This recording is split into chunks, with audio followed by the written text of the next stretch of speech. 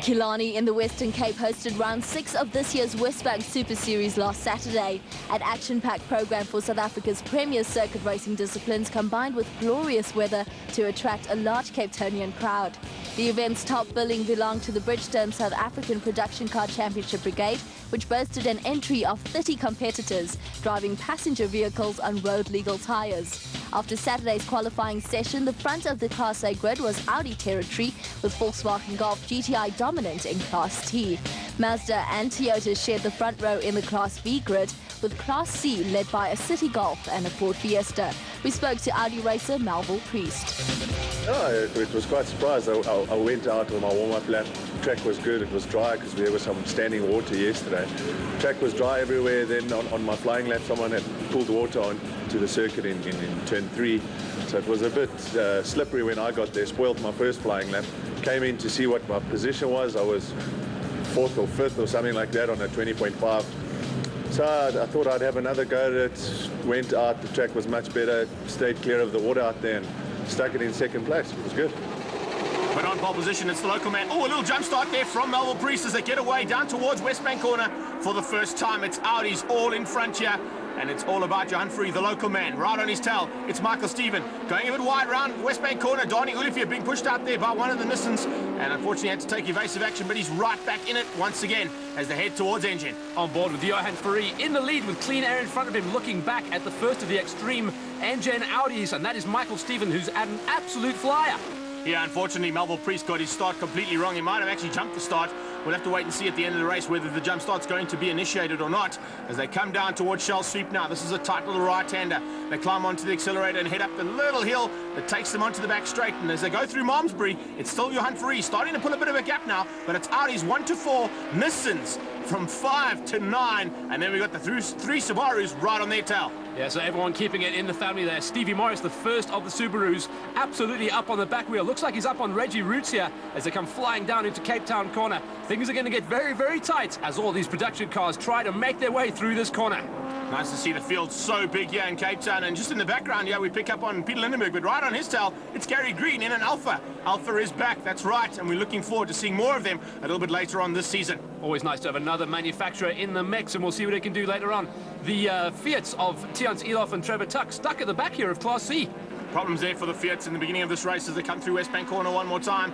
It's a battle royal in amongst those Nissan 350Zs, and at the moment it's all about Leroy Poulter. He's just behind Sean Watson-Smith. Going further back into Class B, getting it completely sideways is Riyad Jaffa. That's going to cost him big time, and you don't want to go onto that dirt because it's lots of water out there from the rain during the week. Yeah, it looks like he just put a wheel on the outside, and that's allowed the rest of the field to come through. Ben Morgan, who was just picking up on Mark Silverwood coming through there with Prinsloo just on his tail in the Polo. That's the battle for second and third in Class C, and here comes a really, really tight battle here amongst the Sam Racing Nissans, and it's Steve Morris who just puts the meat in the sandwich between those two cars. Yeah, it looks like he was sick at looking at the back wheel of Takuno. Now he's going to be looking at Roots and see what he can do. The Subaru man looks like he's coming on form in the late stages of this race.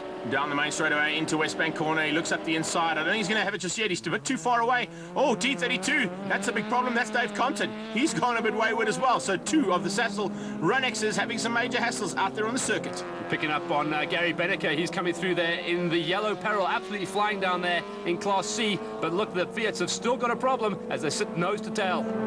Yeah, Sean Duminy right on their tail as well, the man from Cape Town. But looks like there's hassles here. Oh, look at that. Silverwood gets it completely out of shape. Hopefully he's going to come straight back onto the circuit. Look at that evasive action there from Tians Elof, and it's side by side. It's Fiat's right and left and two Fords in the middle as they come onto the main straight. That's going to be 4 cars abreast as they come on. Great sight for the spectators, but I'll tell you what, getting a little bit close to the wall for my liking. Really tight stuff there. Sean Duminy right on the tailpiece now of Mark Silverwood, the Oakie Ford, as they come down towards Westbank corner. Look at this. Here's a battle royal. Gary Green being hassled big time by the leader of Class T. That's Graham Nathan. Nathan in the Webcom and KAD Estates car. He goes up the inside, and well done to him. He now takes the Alpha and leads Class T with a comfortable margin. That's right. Leader of the Class T, absolutely flying it in the Golf GTI and putting himself ahead. Lights ablaze. That's Stevie Morris making his way through the field there, just letting the lower classes know. Oh, look, that is Takuno. Takuno spun off wide. Yeah, unfortunately, just being forced wide there by Steve Morris, and he's dug himself deep into the mud. He's not going to get out of that as the checkered flag comes out for Johan Free to take the first victory here today. Johan Foury's victory was a dominant one. He finished 4 seconds ahead of his closest Class A challenger, while Golf GTI veterans Graham Nathan and Ian Pepper ruled supreme in Class T. Ben Morgenroth took his Mazda to the Class B win from Donnie van Niekerk's Ford Fiesta ST and Robbie Beninka's City Golf 1 Class C. Afterwards, Audi's Sean Watson-Smith was philosophical. Yeah, you know, obviously not the greatest, but it's a long championship and you've got to score points every time. Third is okay, we'll take it. You know, we've been battling in practice a lot, really a lot of problems. So, you know, to come out of the third, I'll take it. Race 2, and with the inverted grip, that puts the first of the Subarus, Stevie Morris, in the lead. He's shown the pace, and let's see what he can do when he's off the front. We go on board with Johan Foury as they go through West Bank Corner, heading up towards Engine now. And just ahead of him, that looks like it's Richard Roots. And it's going to be a tough one for him to get through this field, but that's the idea. Make it exciting for the crowds that are here, and we've got some really big ones here today. As we see Johan Foury taking a little bit of a wider line, trying to get a better drive down towards the kink. But look, that's opened up the door for Marco Acuna, and Acuna has to just tap off slightly and let Foury through. He hasn't. He's right there. He hasn't let Foury through. He's got through himself. What a good bit of driving there from Marco Acuna. Very, very tight racing. And then we've got that new man. Look at Ben Morgenroth. Ben Morgenroth off the pace a little bit at the moment, battling with that new man there in the Focus ST. Now, Donnie van Niekerk having a great run so far as he goes through. Oh, look at that! Is that Sean Dermody? Yes, Sean Dermody's put it on the side and nearly rolled the car, and the crowd just loves that. They certainly do, but look at Stevie Morris hitting the front and certainly not holding anyone back, leaving the Nissans to fight it out. And then we've got the NJ Extreme Nissan. I think that is Sean Watson-Smith. Yeah, it's a battle between Famato and Chop Sapuka. We're on board with Watson-Smith looking at this battle. Sapuka has a little touch with Gary Famato on the brakes. It's Sapuka who goes up into second place, and it looks like Watson-Smith's going to follow him through.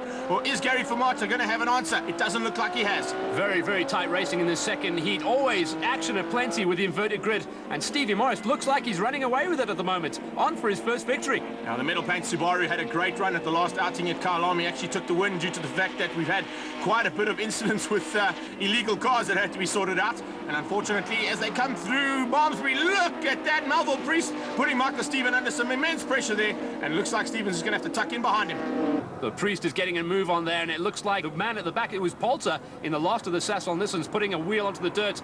Things are going to get very, very tight down here in the Cape Town corner. All kinds of different lines, people blocking, people trying to get around. And what's happening at the front is Stevie Morris is getting away with it. Yeah, Famato goes back up the inside of Sean Watson-Smith and retakes that third position. So it's 2 Sasol Nissans behind the Subaru. Then it's the first of the Engine Extreme cars. We're on board with him at the moment. And right on his tail, it's the third of those Sasol Nissans. Heinz Bozet down here in Class T. Looks like he's leading at the moment, so he has got himself ahead of Pepper, who's got his hands full of early race leader Graham Nathan, so that's going to be a tight battle. Remember that they were also inverted. All the Class T's, B's and C's had their entire grid inverted, whereas Class A only went up to about 10th spot. So it's all about trying to get through the field, and that's exactly what Pepper's doing. And you can see Tuck and Dermody are trying as well. And Ben Morgenroth is coming up on the back wheel of Jaffa. Jaffa keeping on the black stuff this time around, and he's got his hands full of championship rival Ben Morgenroth in the Zoom Zoom RX-8. As they come into the back here, this is the battle for 4 and 5 in Class C. It's between Jason Thornton, the Cape Town boy, and Trevor Tuck in the Fiat. And the Fiats have had a bit of a tough day here today, but he's battling hard to try and get through the field. Back to the front, though, it's Subaru from Nissan. Still Stevie Morris in the four-wheel drive. Look at that, all kinds of tyre smoke. Priest looks like he's having some problems with the car. That's forced off Johan Foury. Foury had to take really, really good bit of driving there from Foury as he went onto the side, just missing his arch rival in the other Audi. Unfortunately, it looks as if it has cost him some, though, because he's now slotted in behind. That looks like the second of the Subaru is just ahead of him. Yes, Melville Priest having some major problems there. There he is on the side of the circuit. And unfortunately, it's cost Johan Foury, his Audi compatriot, some major hassles. Oh, look at Heinz Bozet. Looks like he got a little tap from Pepper. Pepper not shy to use a bit of bodywork to get through, and he hits the front of Nathan and slotted himself in a second as well. Now, all about good dicing up there with the GTIs, and it's 3 GTIs, 1, 2, and 3. Oopsie daisy. Speaking of GTIs, the Liebherr GTI of Piet Versace has just dug himself deep into the thick mud on the side of the circuit. Yeah, very bad weather we had down here earlier this week. But look at this at the front. Stevie Morris must have made a mistake in that lap, because Chop Sapuka is hassling the back end of that Subaru no end. Now, it looks like Chop Sapuka's actually got a good drive out of West Bank Corner, but he doesn't know how to make it stick just yet. He might be able to get him under brakes, though. He goes onto the right-hand side. Morris doesn't have an answer. He's going to have to be very late on the brakes, but Chop Sapuka's up the inside and he gets through. Looks like Famato's going to be able to do the same thing. Look at that. Major problems there for the Subaru, and hopefully he can hang on as they go through the left-hand sweep. You can see the car wiggling there, trying to throw down the power on all 4 wheels, and he actually did manage to block Famato, but he is under big, big pressure. Looks like he's making mistakes. He's tapped Sapuka. Yeah, he taps Sapuka. That's going to slow him down. Sapuka keeps it absolutely floored through there and hangs on. Formato hits the front. Sapuka takes evasive action, nearly takes out Sean Watson-Smith, who has to also drive wide. And that, of course, forces everybody else to go left. And the biggest man to lose out there was our ex-leader. He's now dropped down to 7th spot. Yeah, so just, oh, that's Dacuna going off as well. So Dacuna missing his line. But Stevie Morris losing out big time as we come under safety car conditions. Safety car being deployed due to all the fun and games out there on the circuit, and it's going to slow everybody up now. But the restart, look at this. It's Michael Stephen all over the back end of Gary Formato. Formato got a good start on the restart, and unfortunately Chop Sapuka dropped back, but it's the two engine Audis who are right on his tail. So that Sasso on this one's going to start getting bullied by the Audis, and here they come. 2 in 1 corner. Can you believe it? Yeah, it looks as if Sean Watson-Smith said, Michael, you go through, I'll follow you, and Gary will have no answer, and that's exactly what they've done.